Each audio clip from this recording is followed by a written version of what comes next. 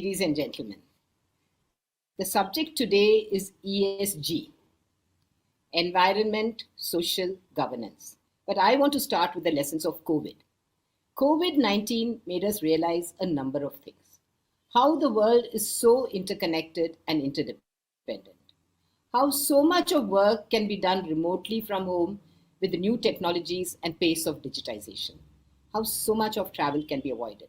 How important an undisturbed supply chain for food and medicines is. How the pandemic was iniquitous in its impact. The poor suffered the most. How we learned to value our home health, our health workers, the sanitation workers. How the sky seemed brighter. How we breathed better air. And how we started seeing more wild animals and birds. How our savings grew as we realized how much of what we consumed was not necessary. How in just 3 years of COVID, the number of natural calamities and unusual weather events seemed to have increased. COVID has also made us wonder about a number of things, including whether it is possible to have a post-COVID world that is more humane, more equitable, and more sustainable. I hope it has also made us realize that if we slip back into our pre-COVID habits of excess consumption and energy use, we are at the risk of entering into a dangerous harakiri world. The quote from the closing scenes of Jurassic Park says it all. How many times do you need to see the evidence? How many times must the point be made? We are causing our own extinction. Too many red lines have been crossed. We are going to have to adjust to new threats we can't even imagine. We have entered a new era. Long before the world reached this point, on a horizon of relentless pursuit of wealth, Gandhiji had warned. A technological society has two choices. First, it can wait until catastrophic failures expose systemic deficiencies, distortion, and self-deception. Secondly, a culture can provide social checks and balances to correct for systemic distortion prior to catastrophic failures. How does all this link with ESG?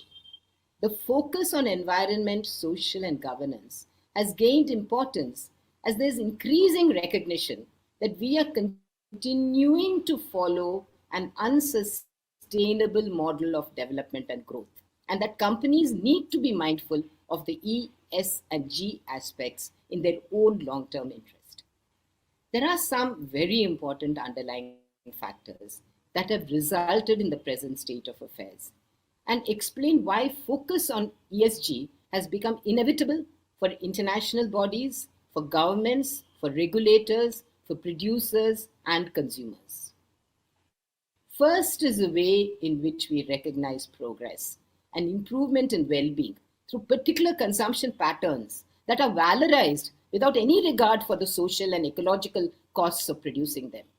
Countries' progress is assessed just by economic growth, just per capita GDP, to the detriment of human development and ecological indicators.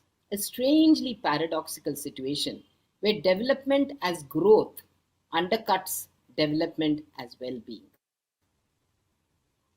The pursuit of the current benchmarks of consumption, made possible by technology, has led to overexploitation of natural resources, damaged and polluted the environment, and resulted in climate change and loss of biodiversity. Second, the current take, make, waste model of development has generated waste that is largely non-recyclable, with huge detrimental impact on the planet, especially the oceans. The wasteful use of resources is an outcome of normalizing production logic that is built around planned obsolescence. In US, I believe, 99% of material used in the consumption basket is trashed within 6 months. This model of development is propelled by businesses, by markets, by media, by advertising, and social media. The singular focus on profit motive, and this is my third point, and stock prices have taken away the moral compass and ethics in business and corporate governance standards that ignore societal and environmental considerations and do not necessarily work in the interest of stakeholders. Fourth, Growing inequality in society has highlighted the diminishing share of the pie for workers and employees, other than the top earners, women, and marginalized sections of the society. The post-lockdown recovery has made an unequal world even more unequal.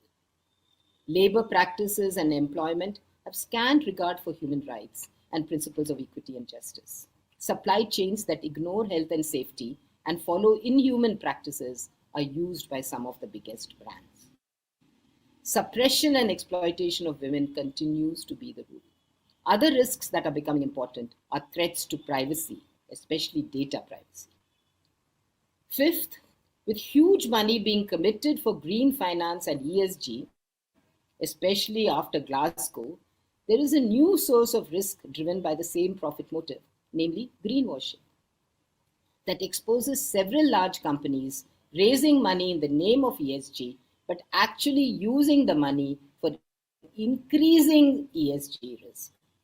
This brings in the need for independent watchdogs or society's conscience keepers.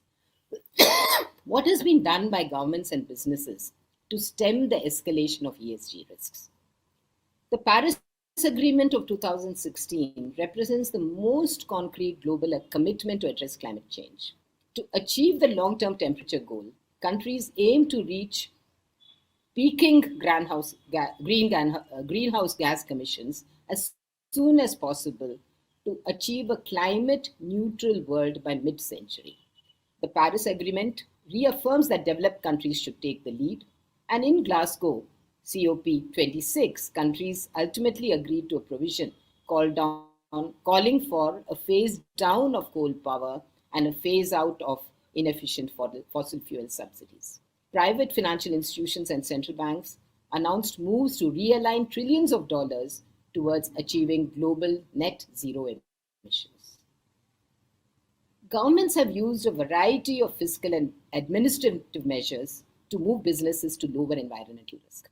Many countries like Argentina, Canada, Chile, China, Colombia, EU, UK, New Zealand have adopted a carbon tax. Where the additional cost of various policies will eventually fall depends on the policy package, and clearly there is a need for a policy toolbox.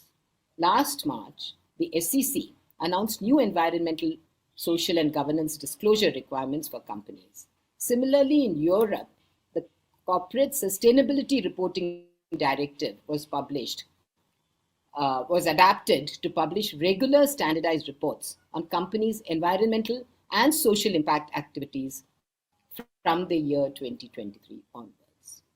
In line with these global developments, in India, the Securities Exchange Board of India introduced new requirements for sustainability reporting by listed companies. The new format, the Business Responsibility and Sustainability Report, the BRSR, aims to establish links between the financial results of a business and its ESG performance.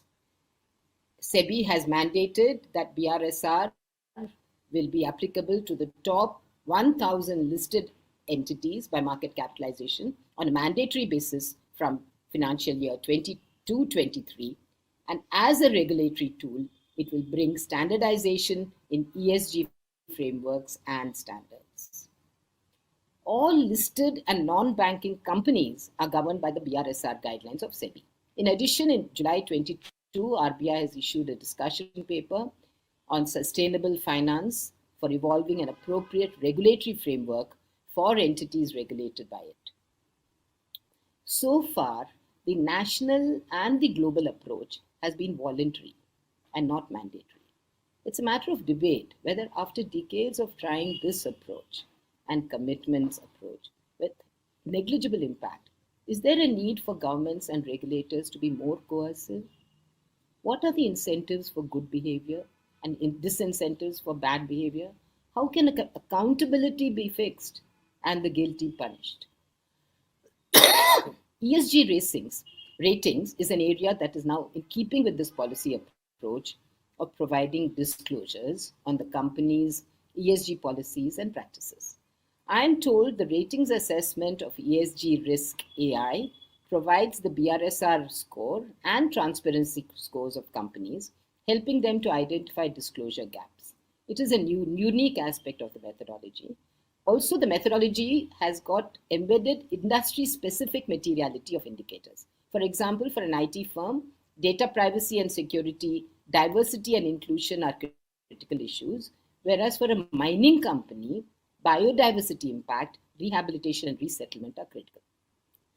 There is also a need for government and industry to sit together to prioritize what are the most important metrics in ESG. Rating agencies should then give more weight to these in their ratings. For example, water efficiency should get as much importance as energy efficiency. Air and water, and this is very important in India, air and water pollution should get high priority. Direct and indirect impact should be factored in. For example, sugar mills using water guzzling sugarcane. The ratings and scores also depend largely on what is disclosed and their veracity. The importance of being vigilant about the accuracy makes ratings a critical force for safeguarding our world. This is where rating agencies will have to resort to out-of-the-box tools to verify the information provided.